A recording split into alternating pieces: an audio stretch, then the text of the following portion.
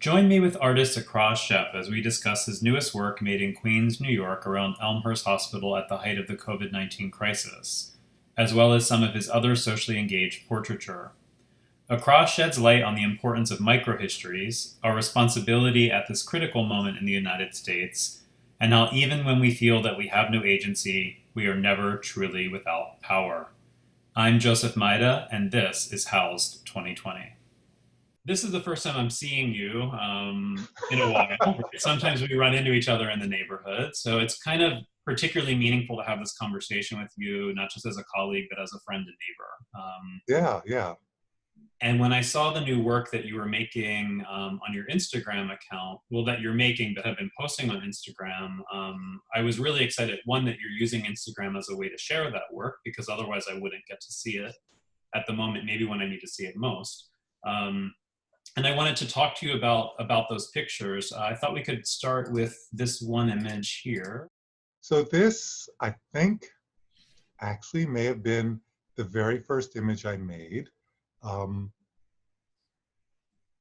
I can talk about the motivation in a moment, but I was so nervous. I saw this family getting ready to go for a bike ride, pulling the bikes out of, I don't know if they had, I think they had come in a car to go to the park, and um, they were putting bandanas on. And I had decided that I was going to take a walk to the hospital, which is about 6 or 7 blocks from where I live. This is Elmhurst Hospital, which was, I think, the first hospital in New York City to be maxed out in terms of its number of ICU beds and ER capacity. So it was the center of the epicenter, as we like to say in the neighborhood. And I thought, well, I'll just go see what I can see today. Um, and I came upon this family, and I was so nervous because I had a mask on. And I was asking them if I could take their picture looking like a bandit. But of course, they look like a family of bandits too. And um, they were surprisingly open. Um, and then when I took my camera out, it's an older camera from the 50s, they were immediately kind of put at ease because as I like to say, no one up to no good has an old camera. It's so true. Anyone who's using some antique just is like you might be eccentric, but you're not a threat. Mhm. So that put them right at ease, and it turned out that they were thrilled to participate and have looked at the other work as well. And um, the impetus for going out, for leaving my house, for not sheltering in place 24/7 was, I don't know, I've had some memory of listening to a historian um, talk about this idea of a microhistory, Mm. um, where, normally history is written by important people and put in important books. And they talk about other important people and things that happen, like wars and treaties and floods and famines and pandemics and things like that. But then there are these histories that that aren't by important people. They're by maids, and they're by ordinary workers. And sometimes they consist of letters or diaries. Sometimes they consist of, things that people didn't consider worth saving, but for some reason were saved rather, for perhaps centuries. And the historians could then discover the texture of life that was entirely missing from the official history. Mm. And so I thought I could do that. I can make a microhistory, um, because it doesn't matter how small I am, doesn't matter, and I thought, well, here I am in this place, which is the epicenter of the epicenter, and my voice, though it's small, is well positioned, and I have this studio with all this material and equipment to record, which is not something that everyone has. So I thought, okay, I'll do that. And so these were the first people I found that day. Amazing. And so this picture was made on April 4th. And as you said, that's actually relatively early on in the trajectory because I believe Elmhurst Hospital came into the local and then national and perhaps even global news in the final weeks of March. So I think this is probably punctuating that moment of the epicenter of the crisis. Yes, yes, absolutely. Um, and so what I was so uh, touched by in this picture, in fact, I think all of the portraits that you're making are a beautiful way to connect with people who, as you say, are able to also with you tell this kind of microhistory because they're a part of that microhistory as well by being represented. But why I was so touched by this picture was to see the family unit, to see this group of 4 people go out into the world together. Because at a moment when a lot of the advice is send one person out, right? One person goes and does the grocery shopping while everyone else shelters at home. What was it like for you to make a portrait of 4? Because I know just portraiture in general, a group portrait always requires other complexities. So who did you engage with the most? Was it, one of the parent figures? Was it with one of the kids? How did the portrait come about? Well, whenever kids are involved, as a man, I specifically engage the parents first, even if the children come to me of their own accord, which happens sometimes. It's you always have to go through the parent. If you engage the child first, it just it raises too many red flags. And as a parent, I totally understand. So I recall I engaged the mother first. Mm-hmm. Um, but it's the father with whom I've had most of the ongoing correspondence with about the photograph. Mm-hmm. Um, but it seemed that the mother, she felt it was okay, then it was okay. Um, and in terms of making the image, um, I'm really focused on making sure that everyone is present. And the greatest difficulty is that I have maybe 4 exposures at the most to do that. Mm-hmm. So I do at least 2 and as many as 4. But because I'm interrupting the flow of what people are doing, and they are doing things because it's not very casual when you're outside now. Right. Um, I can't take too much time. But I do take my time for framing, and with kids, it's a little bit tricky. But even the youngest boy was very focused, and perhaps I was aided by the fact that the camera was unusual looking. Mm-hmm. Um, and I'm always aided by the fact that I don't present like most other people on the street because I'm so tall. Mm-hmm. And so that novelty in these types of situations kind of helps actually. So it's a kind of a two-way kind of experience in terms of novelty, right? There's the novelty for them seeing you and the novelty for you seeing them. And there's a sort of the surprise that's happening on both ways. Because I imagine for you, when you're making a picture like this, there's the surprise that happens when you're making the picture, and then perhaps even the surprise when you get home and see the exposure. Oh no, that's the bigger surprise. That's So yeah, can secondary. you talk about that second? Because this picture for me, I'm wondering how much did you see when you took the picture, and what did you discover when you saw the exposure once you were back at home? Yeah, it's interesting because, I think I made 2 exposures of this family, and one was just off, and this one was spot on. And I felt so very fortunate because the gazes that seem really most resonant are actually from the children. Mm-hmm. The little girl on the right of the picture has such an intense gaze. And the little boy, while the intensity of his gaze is not so acute, he's kind of searching um, in a way I wasn't prepared for how present they were going to be. Normally, kids are present, but it's equally matched by the adults in an image. And not to say that the adults here are not holding their weight, not at all. Um, but I think it speaks to the idea that in Western culture, we don't posit full agency in children, but developmental psychologists generally try to correct us and remind us that children are not um, partial adults. They're full human beings, just smaller. Right. Yeah. The whole mind, the whole complexity, the psychology, Everything is there. it's all Everything's in there. place. Yeah, I do think this picture, that's part of the reason I had such a visceral response to it when I saw it for the first time, to see this moment where the entire family, every member understands the intensity of the moment, and then also the opportunity to engage with you, and the need for that connection at a moment when we're told to stay away from each other. Because I Yeah, yeah. think so much about community, especially being your neighbor in Jackson Heights, a place I think we both are drawn to because it has such a strong sense of community. Oh my gosh. I landed here rather by accident about 14 years ago. And I'm so glad I did because it is a neighborhood in the old-fashioned sense. People walk here and you see familiar faces.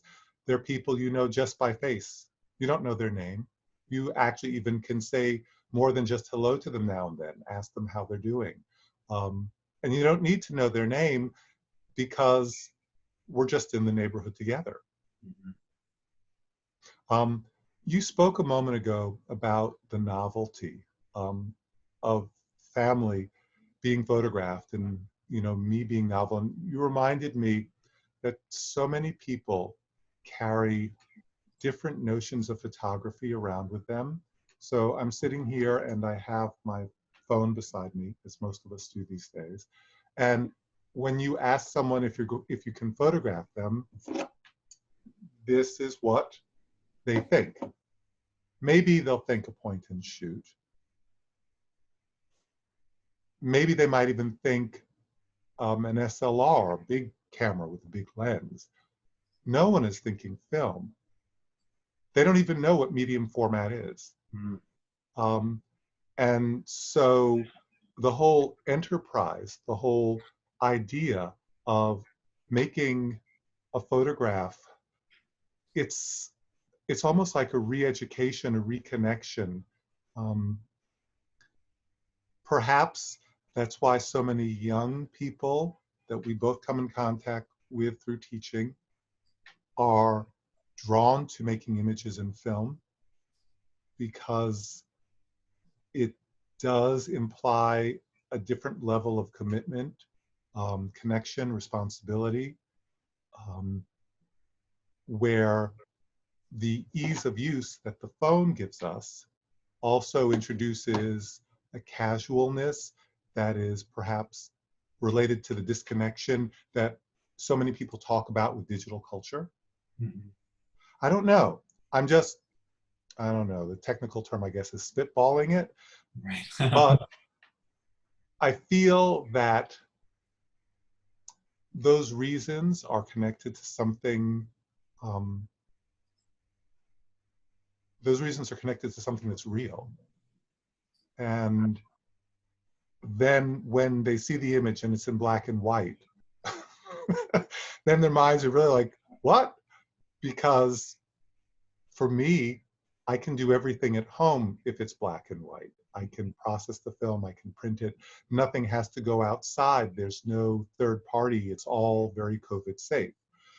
Uh, and it's, for you and me, it's quite a normal thing. But for the rest of the world, it suggests something. I'm not even sure what it suggests because I'm so embedded in the syntax of photography. I don't know where the rest of the world has moved on to. I mean, in addition to the pictures being in black and white, there's a certain kind of medium format filmic resolution. There's also the fact that they're square. Not to say that the square, it's interesting about square format because I think for a long time it was seen as something that maybe existed in the magazine world and was an anomaly until about 2010 when Instagram happens. And then all of a sudden it becomes a new type of default.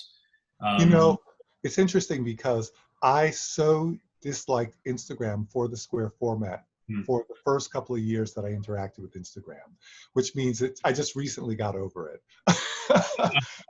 Because a lot of my work is not square. In fact, it's so rectangular as to, it's like a little narrow strip, or it looks, you can't see anything. It's rather like a horizontal or vertical toothpick Mhm. on Instagram.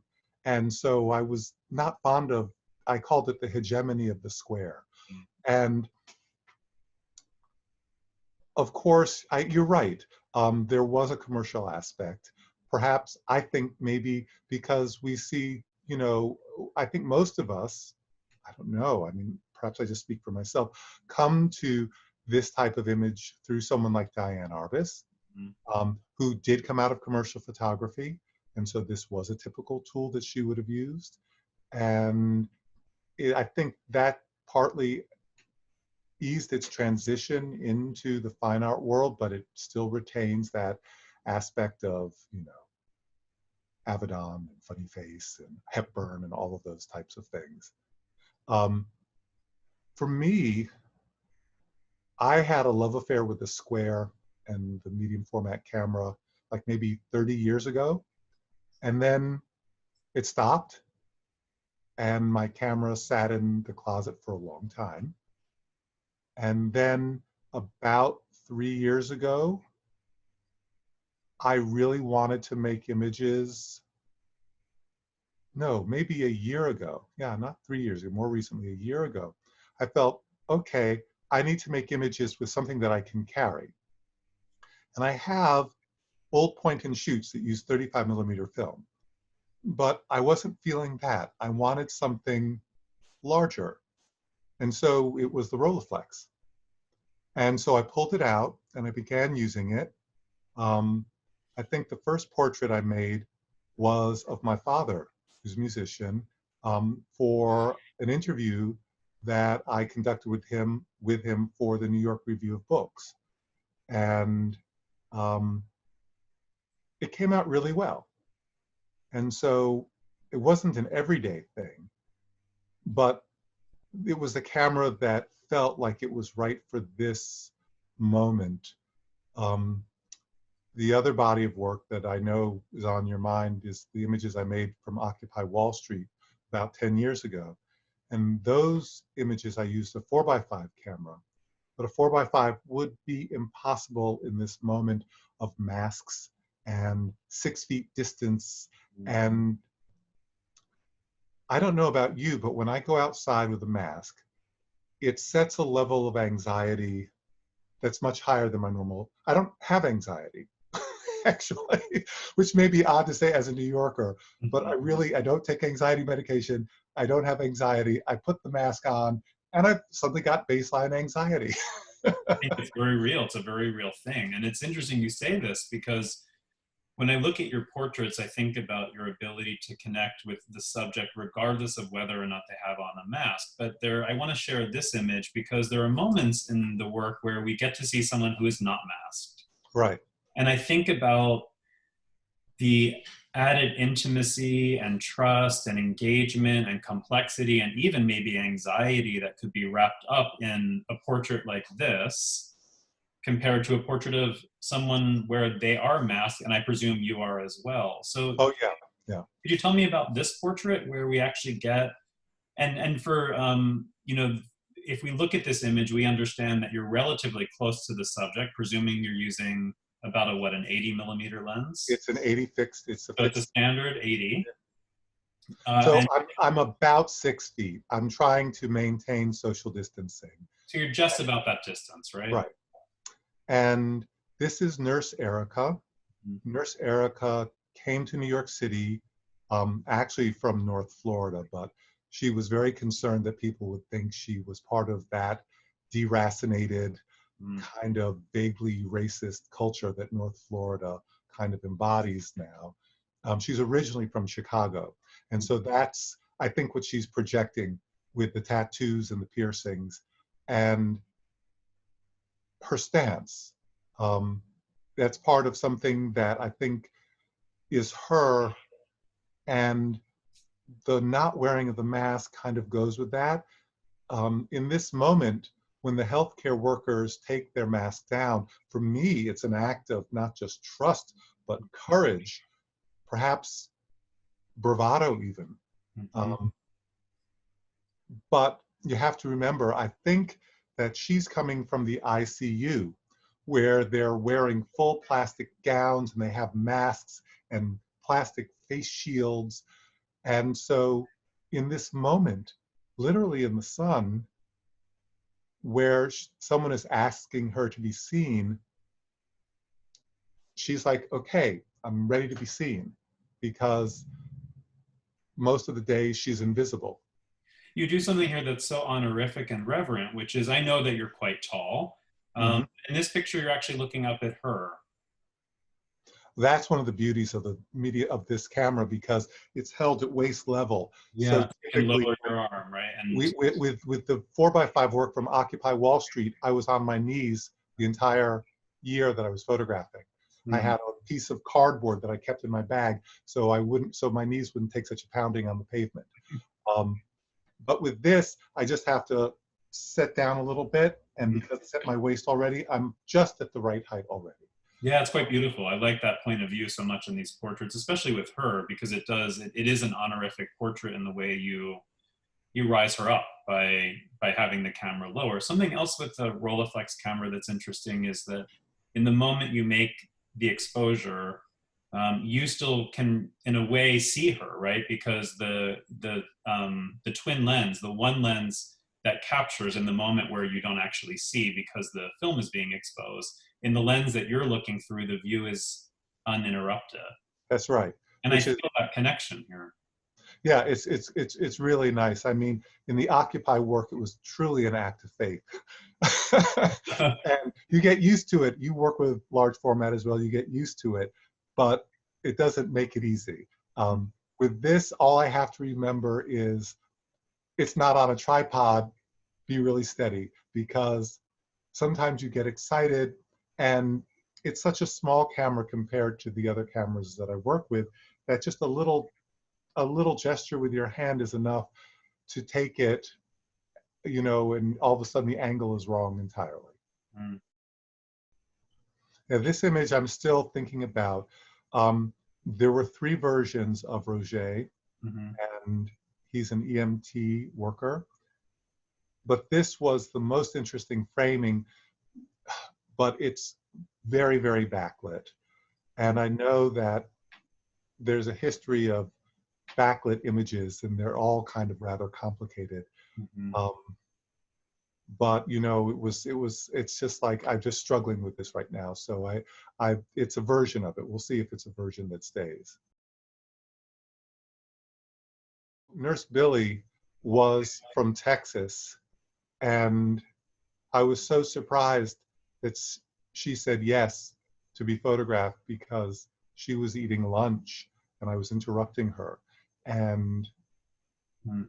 what I didn't know was that she traveled from so far, and these nurses who come from out of state, they work incredibly long hours, and they don't have a lot of days off, and they shuttle between wherever they're being housed to the hospital, and that's it. So it's this very intense existence. And what I couldn't have realized when I asked her to photograph her, but I later realized after, Nurse Erica also was one of these nurses who came from outside of the state, was that human connection is something that's kind of lacking. And so me asking them to see them, to look at them, to allow other people to see them, they're actually kind of needing that. They're needing that human interaction that has been put on hold for so long. At least Yeah, that's, it's beautiful in this picture to feel that sense of, again, like the other image we were talking about, where the mask is not present because I do feel that sense of needing to connect with you, and that you're offering a gift in a way by saying, I'm here to actually to see you, to acknowledge yeah, you, to represent you. yeah, that's Jamal and his mother. And I saw them, and like the family of four that we talked about initially, I hesitated, because I've asked people, women who wear veils before if I could photograph them, and modesty prevents them sometimes from even stopping to say no. They just walk past me. And I thought, well, there's a guy with the woman, and so maybe they'll say yes. And they were like, yeah, great. And I was so thrilled because they had dressed rather nicely to go out shopping that day. And we were underneath a scaffolding that had been erected to repair the number 7 train. And it created a beautiful kind of environment. It felt slightly claustrophobic, even though we were outside. And they were all wrapped with masks, and the mother with the veil, or the hijab rather, not a veil, the veil being the mask. um, and the positioning of her hand was beautiful there. I loved her hand. It's kind of like it was in a pocket, but not in a pocket. Mm-hmm. That's Paul on the left and Nick on the right. And they were just talking, and I asked if I could make their photograph. Paul trains EMTs, and Nick, I think, is in the last part of his training. I'm not sure how they describe it, but it's like an internship or residency where you've done all your classroom work and now you're getting the practical experience like a doctor during residency. So that's the phase that he's in, and Paul is essentially his mentor. Hmm. And I didn't know any of this until well after I made the photograph. So you mean, are you finding out, are you exchanging contact information so you can then With everyone. So the idea, and I'm very behind on this. In fact, later today, if I can get myself together, I will be in the dark room printing pictures. Because it's a square format, I'm doing 11 by 14 rather than 8 by 10, because 8 by 10 just feels so small because as a square. Right. And I bring them to the hospital to give to people. It's amazing. Because I don't have access to a good digital printer now. I have the digital printers in my home, but they're basically good for letters. I think they retailed in the day for $100 each, maybe. So not going to make very good images. This image kind of took me by surprise. When I asked if I could take her picture, she said, sure. She put her hand on her hip and gave me that 1,000-watt smile. And then she had to go back to the ICU. And I was like, wow, she's like runway ready. And I wasn't sure where to place that, because I was thinking, is that serious enough to talk about this moment that we're in? And then I realized I don't get to pick and choose that type of thing. I'm here to see. Now, there are a group of images where people were smiling before that I just made a few days ago that I can't use because they're all wearing sunglasses. And I have to remember now to ask people to raise their sunglasses. Not that the sunglasses won't work, but in this case, it was just too much. The mouth covered, nose covered. No, they didn't have a mask, but just the sunglasses. The sunglasses with the smile it did not feel like them. But with Nurse Gail from the ICU, Nurse Jocelyn rather, this felt like her. This was, she was walking in a type of beauty no matter where she went, in the ICU, in the street. This is what she brought to the game. And as someone who is recording and trying to be honest, I don't get to edit that. And so very early on, I realized, yeah, it's going to be more than what you think. Because if it's just what you think, then there's nothing for anyone to see.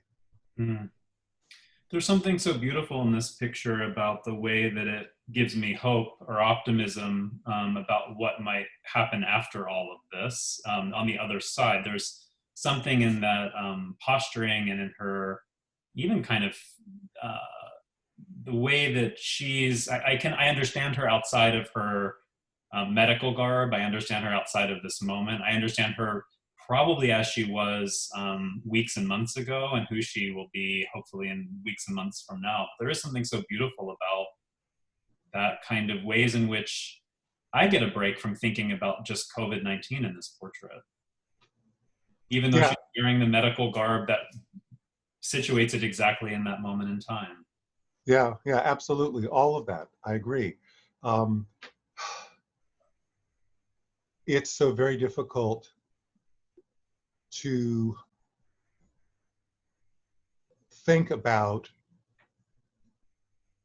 after the pandemic because it seems like it's never going to end. It's easy to imagine what we'd like to do, but we even keep ourselves from doing that, or at least I do, because I'm not into torturing myself. Well, Rob, let me ask you this because I think that actually gives us a chance to maybe before we think to the future, let's actually look back in the past a bit. Okay, Let's talk about where you've been as an artist over the last okay. decade, because there's a body of work that you made starting in 2011 called Occupying Wall Street, which I think is quite well known. It's gotten a lot of important coverage, not only at the moment that you made it, but as we look back on it and understand how important it is in marking a specific moment in time.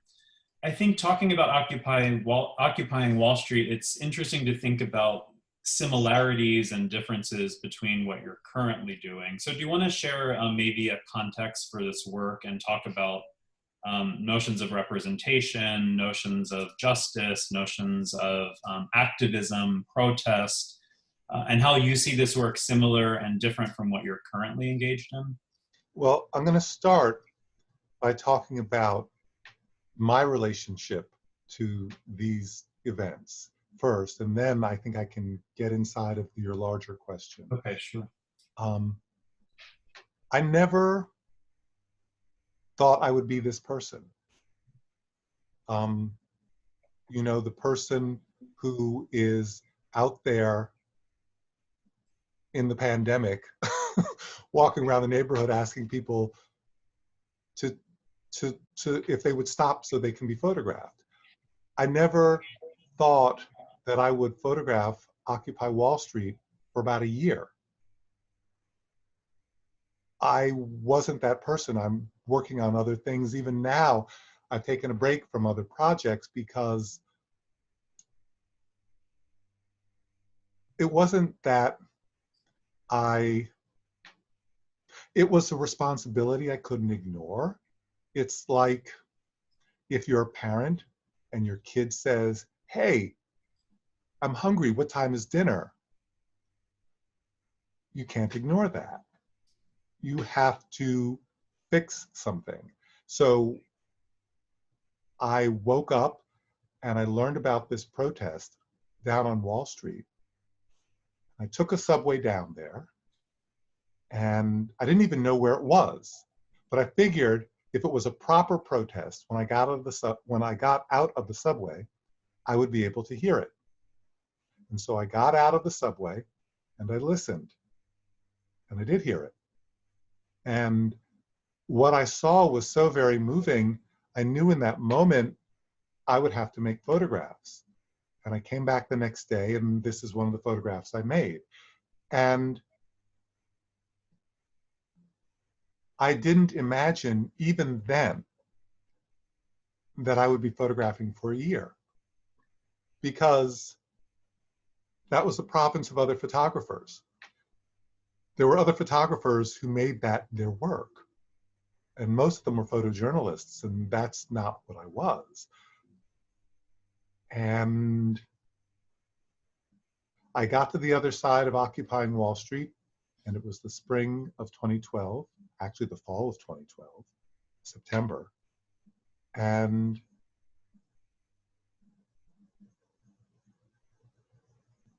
I started taking stock as the work traveled more and was in demand more.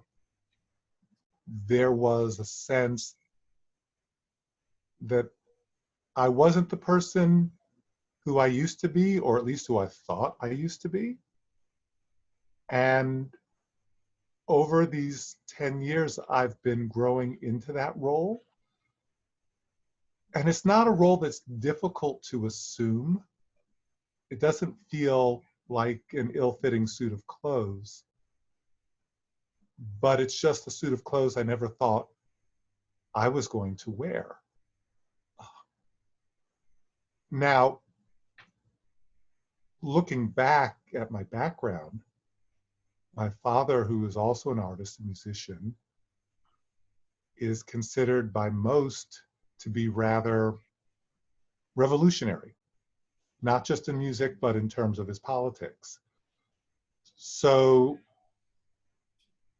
for someone looking from the outside, they'd say, oh, well, of course, Accra would make pictures like this because of where he came from. And I would say, I guess it's easy to say from the outside, but from the inside, it really doesn't look like such a linear relationship. But this is where I found myself. This is this place where I'm constantly thinking about what is the artist's responsibility at any given moment in time? What are artists supposed to be talking about? What are we supposed to be looking at? And when I had the epiphany about photographing the neighborhood during this pandemic, I was like, I thought, duh? How come I didn't think of that like 2 or 3 weeks ago? It's like, this has been waiting for me to do it, but maybe I had to process the pandemic. There were just so many things that are so overwhelming. I mean, there are moments, I remember vividly, I was reading the newspaper one weekend, and I was reading about all the lives of young people who were getting started in their mid and late 20s, whose lives had been derailed and interrupted, perhaps almost even ruined. And I started to tear up right there in my own kitchen for people I didn't even know. And I then spoke to a friend, and she'd had a similar reaction about some other part of the crisis, where she just started, crying. And it was just overwhelming. It was more than you could bear. And so I imagine I had to process a little bit before the part of me that thinks about making art was going to make that connection. Yeah, I mean, it's inevitable, right, that we need time. I mean, the fact that you're going out into the street and making work that's responding as this crisis is happening, this is not, it's not, it's still happening. I mean, we know that things in New York City are getting better. We know that things in Jackson Heights and Elmhurst are improving, but Yeah. we're not out of the woods quite yet. And I think, so I do think it's fair to say that, the escalation of this crisis was so fast and so intense. And then there's a larger set of questions about not just the pandemic itself, but maybe this is where Occupying Wall Street comes in.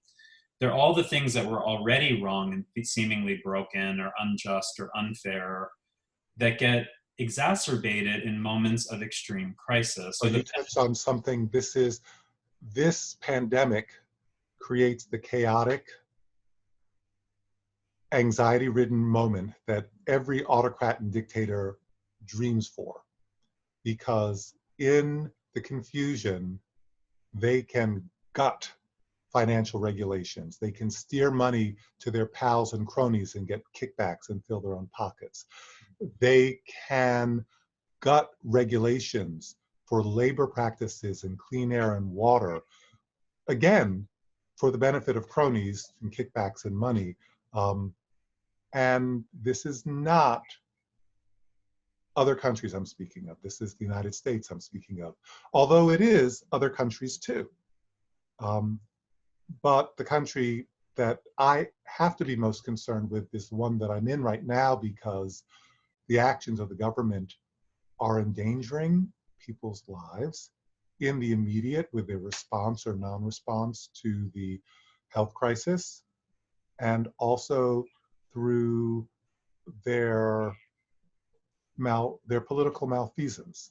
Um, it's hard to say they're illegal actions because things are so carefully guarded. If we had a full accounting of events, we might be able to say, yes, there was illegality and people could be prosecuted and people could go to jail. But I don't think that's the world we live in. And so I got a direct message on Instagram from a friend saying, how come we're not seeing the images of, and she went through X, Y, Z, you know, the abrogations of civil rights and all the other things that are happening kind of in the shadows at this moment. And I said to her, I said, I can only photograph what I can see. And then a few days after that, a, a friend, an artist in the neighborhood, contacted me about photographing the food distribution effort, which is quite mighty here in Jackson Heights. It's very well developed and has been profiled in the news, at least at the local affiliate level, if not the national level. And they've been doing wonderful work. So tomorrow I'll be photographing for the first time with them. I met with them last week. And then a couple of days after I heard about the food distribution network, a friend of mine from Occupy, a medical doctor who's now in Michigan, contacted me about, well, essentially an activist group that is seeking to create direct action to speak to the political malfeasance that I just spoke of directly. And so we're in talks about, well, what do I photograph? I mean, are there events to photograph? So I haven't yet got to the point where there are any images of that, and we'll see if there are images and if they're interesting. But it seems like events are taking me there. I mean, I have ideas about that as well. And first things first, first I'm going to photograph the food distribution workers, see if I can get into people's homes and photograph them receiving the food, to talk about hunger, to talk about the loss of jobs, which connects to this abrogation of duty on the level of politicians at the federal level that we've been seeing. In many ways, I think you answered sort of with we were talking about how hard it is to know what comes next, but maybe it is that we just continue to be engaged, we continue to be active. And with that, I wonder, do you consider yourself as an artist an activist? And what is that sort of, would that be something that you would associate with your title as artist as well and as photographer? You know, my friends who are artist activists, Zanelli Maholi, Dred Scott, artists who I admire, who I don't know, Ruby Latoya Frazier, their activism is so knitted within them, knitted within their structure. I don't see my activism like that. So if I were to call myself an artist / activist or an activist artist, it would have to be qualified, because I don't consider myself to have, for whatever reason, the fire doesn't burn nearly that hot in me. But that's not to say that I'm not there. So I don't know. My sense is that the people in government and the police, the people who maintain lists, they would have no problem labeling me an activist artist. That would be what do you mean? It's just a matter of degree. But in the world that we live in, I don't know. I don't know if I need to make a new label. I don't know if it's I don't know. I'd have to. I mean, how do you perceive it? I honestly don't know from where I sit. I think it's a question I'm asking myself all the time and asking when I look at other people's work, when I think about my own practice, especially at this moment when we have to think about what comes next. What is the thing that we do next? And I appreciate so much that you're engaging and recognizing that what you can do is do what you've always done, which is go out into the world and use the camera to actually show something, to bear witness to something, Mhm. and to represent something. And representation, I think we both agree, matters. And in all of the work that you're making, it's so much about how the tool of the camera is a way to empower a Mm. subject at a moment in time when we understand that oftentimes the masses are disempowered for the benefit of a very small percent. Yeah. I mean, and it's an ironic disempowerment. We're never really without power. We're just without the feeling of agency. It never leaves us. Hmm. And I'm in my head formulating some other parallel projects. I'm not sure if they'll happen. Um, but right now, it's not that we're about to get to a complete breakdown, but we arrived at a complete breakdown of the political process a couple of months ago. Um, and evidence of that we get every few days. Um, I don't know. I think that right now they're saying that officially the unemployment rate is 15%. And if you counted all the people who have not yet been counted because they couldn't get on the rolls yet, and all the people who won't be counted because they're invisible, that we're at 25%, which matches the height of the Great Depression in 1933. And it's going to be worse, they said.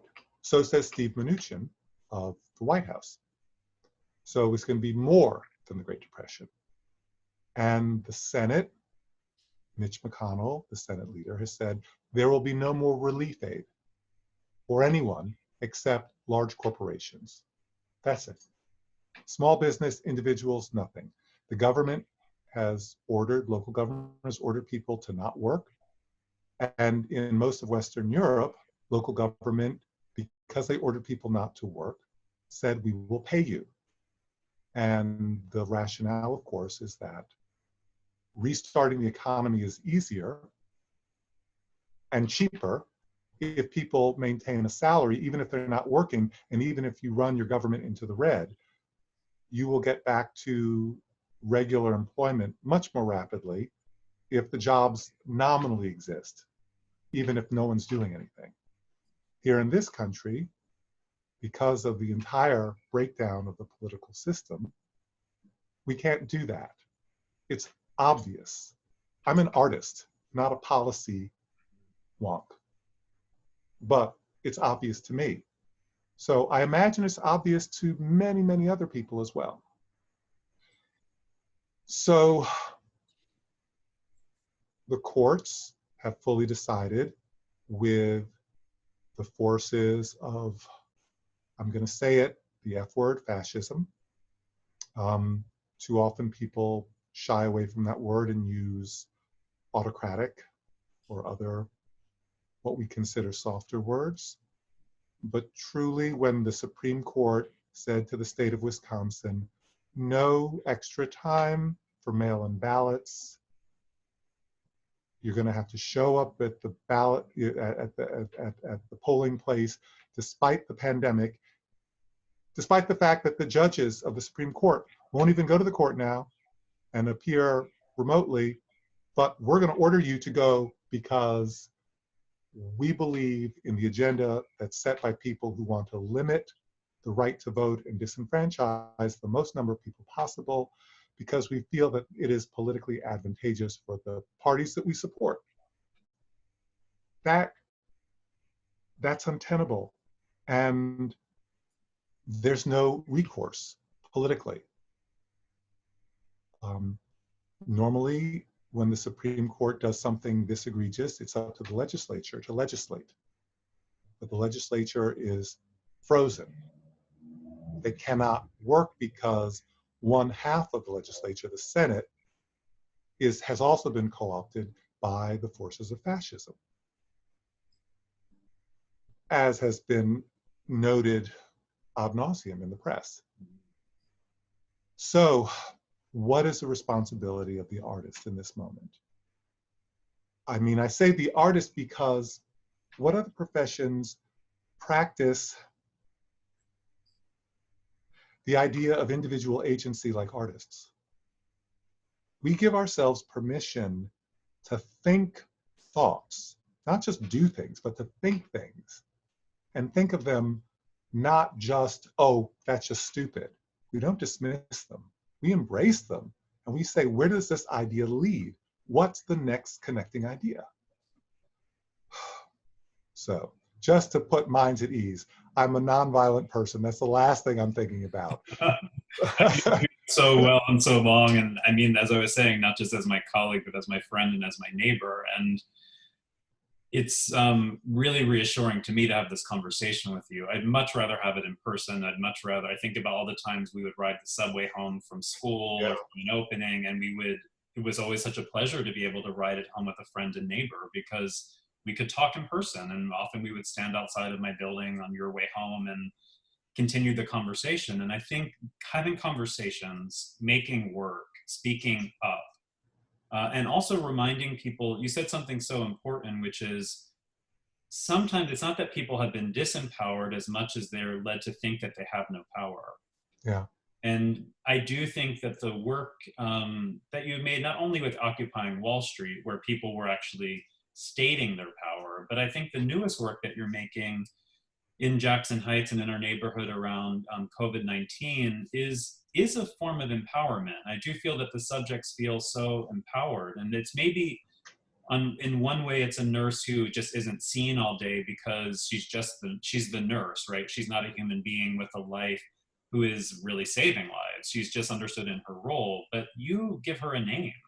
You give her a moment to take off her mask, have her name next to the picture of her, and she's represented. And I guess it comes back to how important representation is. And when I talk about representation, that could be in terms of voting, right? Our voice as our vote, our voice as our dollar, but also representation as our voice as our face, as our physical being, as our spirit, as our entire entity. So I feel empowered, Accra. I mean, in talking with you and in looking at the work. So that for me, I think there is some hope in having these kind of conversations and in doing the work that you're doing. Thank you. Thank you very much.